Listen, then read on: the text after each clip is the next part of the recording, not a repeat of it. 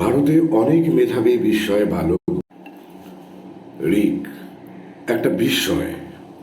ভারতে অনেক মেধাবী বিস্ময় বালক বালিকার নাম অনেকেরই মুখস্থ, কিন্তু ঋক একটু আলাদা।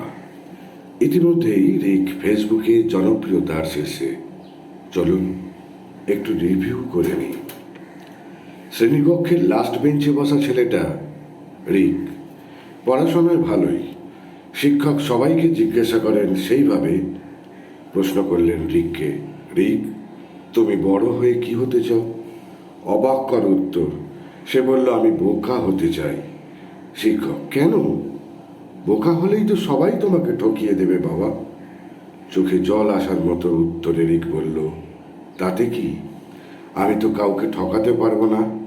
বোকারা কাউকে কখনো ঠকাতে পারে না মাস্টারমশাই। একটু থেমে শিক্ষক রিপন কান্তিবালা বুঝতে চেষ্টা করেছিলেন। ঋক গজদন্ত উঁচিয়ে বলেছিল, বাবাকে বলতে শুনেছি, বোকা পেয়ে বাবাকে সবাই ঠকাচ্ছে।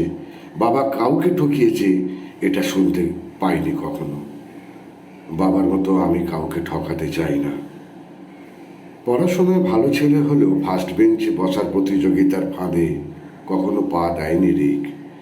লাস্ট বেঞ্চে বসে আপন মনে পড়াশোনা করতে করতে ঋক আর যাই হোক একটা মন তৈরি করে ফেলেছিল। এই মনটা হলো একটা অকৃত্রিম, একটা কষ্টি পাথর।